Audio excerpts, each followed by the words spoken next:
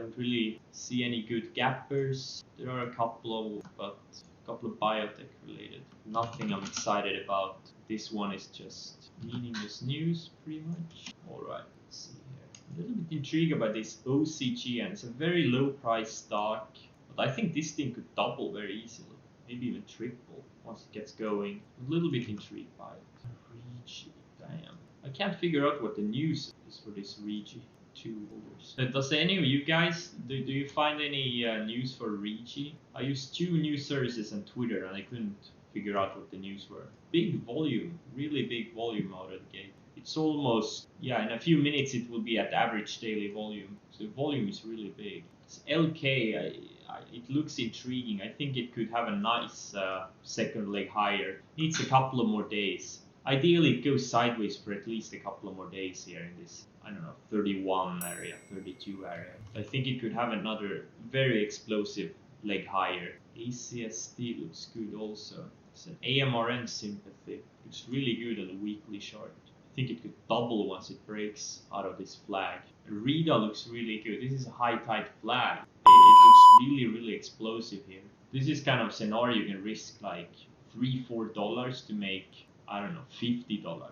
Okay, ACSD is having some volume. Okay, I just bought 55,000 shares of MTMB. Or sorry, ACSD, I mean, not MTMB. See what happens. I think it could be very explosive. They have some data coming up December 28th. I could have a run up into that data. There's 11 days there. I don't know how many trading days. 1, 2, 3, I don't know, 4, 6, 7 trading days. So it could be very explosive into that event.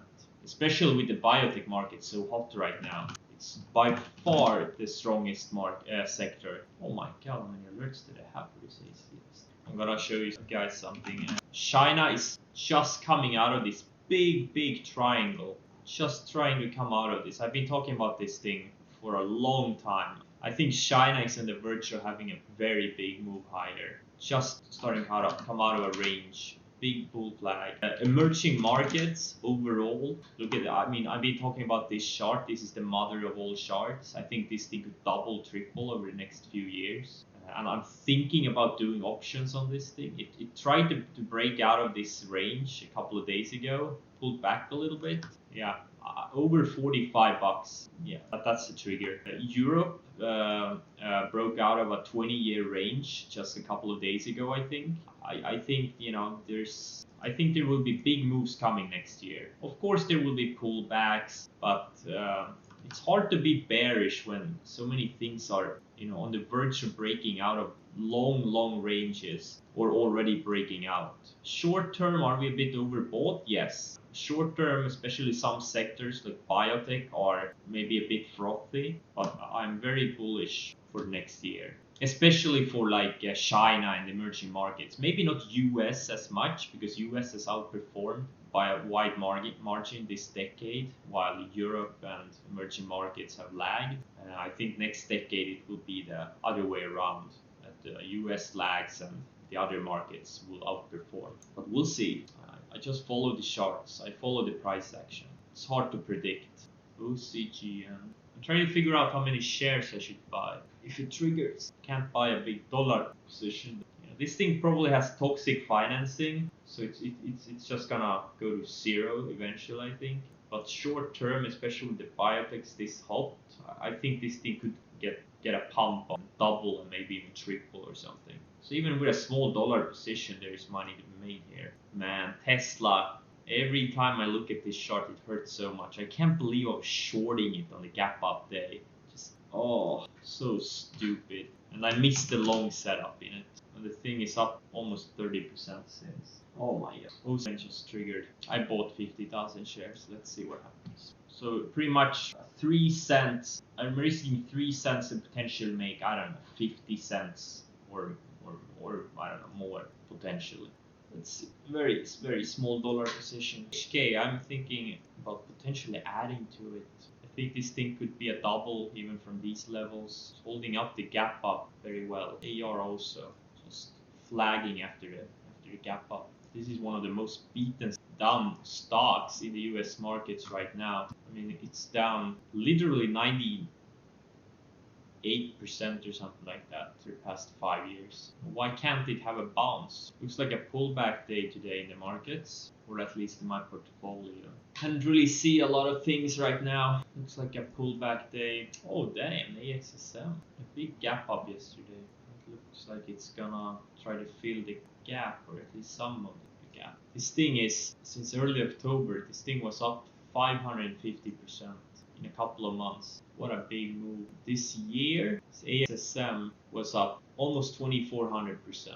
Oil is strong today. Oil is another beaten down oil name. Needs to set up better, but I think there's potential for those kinds of stocks for the next year. I'm a little bit intrigued by this GPT. They had an approval a couple of weeks ago, and they have some pretty damn huge sales estimates for next year and the year after that, for next 2 years. So it's flagging. It needs to go sideways a bit more, but I think it could be a big winner next year, maybe, potentially. Soxol had a big breakout last week. I did not buy this breakout. I should have. Instead, I bought MU on the same day. But I probably should have bought some Soxol too. I think this BABA is just getting started. It's only up about 13% from the base break and where I bought it. I think it goes to 250 or something. 250 plus. It's the leading China stock right now. Momo is another one, been going sideways for a long time, has some good estimates, or okay, not that great, decent estimates, but not super great.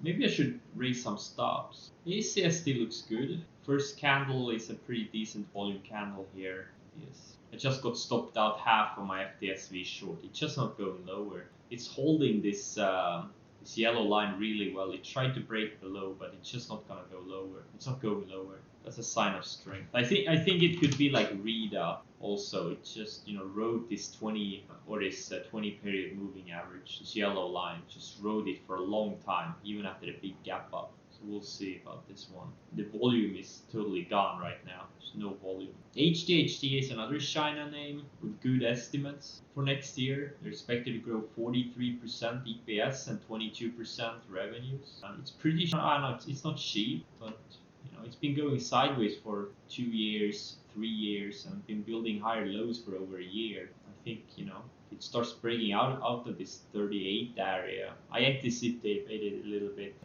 Another one that could go up 50-100% next year with some patience. MU, I should definitely raise my stop on this thing. And also Brazil, EWZ. I tried to come out of this range again, this declining trend line. It's still been building, even with the pullback in November, it still built another higher low. There's so many emerging markets setting up. Look at this chart. This thing has pretty much, Brazil has been pretty much going sideways since 2005, 2006, 2007. 2006. They take out this, it starts breaking out from here, could have a big multi-year move. I'm just waiting for this BRCU to set up. This is the week level trade. Let's see, another microcap name up a lot. Big volume. Yeah, oil is strong today. China is strong today. I'm still stalking this gold. It's not going away. It's just building this range, and now it's building another higher lows thing in here. The weekly chart looks like a flag. I think if this gold breaks about this 140 area or high 139, could have another leg higher. Okay, REDA is trying to break out here. I'm tempted. I am tempted to buy this thing. It looks a little bit choppy on the daily chart, but the weekly chart, it looks really clean. It needs to break this 211. It looks really, really good. Yeah, I'm tempted by this REDA, but I don't know. Something doesn't feel right about it. For one thing is markets are a little bit overbought in the short term. I'm still waiting for a pullback that has never come. They've just been going higher, which is a good thing, obviously. But it's, gotta be very careful buying new positions here. Unless they are like China or really beaten down names. That's a different thing. SM, another beaten down name. Not as beaten down as the others, but just trying to break out of this downtrend. Well, with the oil stocks, I've been stalking this XOP and ERX. These are and OIH. Those are the three main ones I've been looking at, and I will. It's easier to buy just one or two of these than buy a bunch of individual oil names, definitely. And it's also safer. since you don't have the stock specific risk. And if these things start setting up, maybe early next year or later this year, I'll probably buy one or two of these if they can go higher and hold a good setup, with the exception of this AR and RRC, because I don't think these things could have very explosive moves on their own. These are literally two of the most beaten down names over the past 4 or 5 years in the US markets, and they're pretty liquid also. So these ones I trade individually, and CHK also. I think they're all natural gas related, but with the exception of these, XUP, ERX, and OH are the ones I'm looking at, ETFs. They're liquid and they have good range. And Gush is a triple ETF of the XUP, I think. This could be interesting too. They just had a reverse split. So this thing can make bigger percentage moves than XUP can. No, not XUP. ERX. No. Oil and gas exploration production. Yeah, exactly. It's a triple ETF of XUP. So this could be an alternative to XUP if you want to supercharge your returns. HRTX is another biotech trying to come out of a little bit of a bull flag here. Has very good estimates, has really big revenue growth. Looks interesting. Also together with RRC and AR. Also one that I'm stalking to potentially buy. These things could put in big moves. These are stocks that they could double, triple very fast once they get going. Oh, OCGN almost stopped me out. ACSD, the weekly chart, it's trying. It is trying. HDHD is shaping up a little bit. QFIN also. LK, China, the Starbucks of China. I think this thing could be a very explosive mover. Maybe it goes straight to 40 or something. If it breaks out again in a couple of days, hopefully. Let's spend the next 10-15 minutes going through some of the stuff that triggered the past few days and things I traded.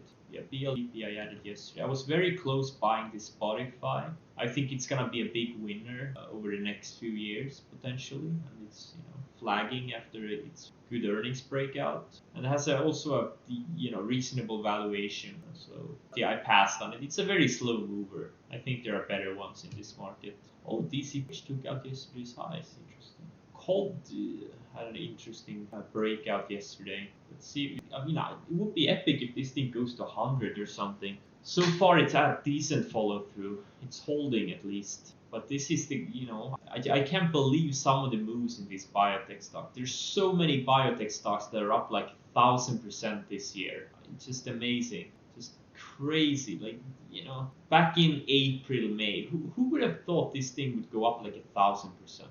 It's just amazing. Who would have thought that? It's a liquid piece of shit stock, and out of nowhere, boom. AXSM, same thing. Had some data earlier this year, an extremely high volume. Wow, 50 million volume there. And it just kept going, and now it's up over over 3,000%. I can't believe these things. Who would have known? Yeah, LMPX. I actually traded this thing. I'm so glad I avoided it on the way up. But I did minimize the downside. I did short it on this day here after it peaked late day, but I covered before the close, unfortunately, and then I re-shorted on the next day, which is yesterday, and I also covered before the close. I didn't hold it overnight, and I made maybe 45,000 on it overall. But I'm just very happy I didn't I didn't short it early. I could have easily lost 50, 100k trying to short it early. So even though I minimized the downside, I also totally eliminated any losses on it. Or just totally avoided. So that's a good thing. ARWR, this one I was stalking for a short. No, not this one. CLVS, I was stalking this one for a short. Last time I streamed, unfortunately, I lost 150,000 on it.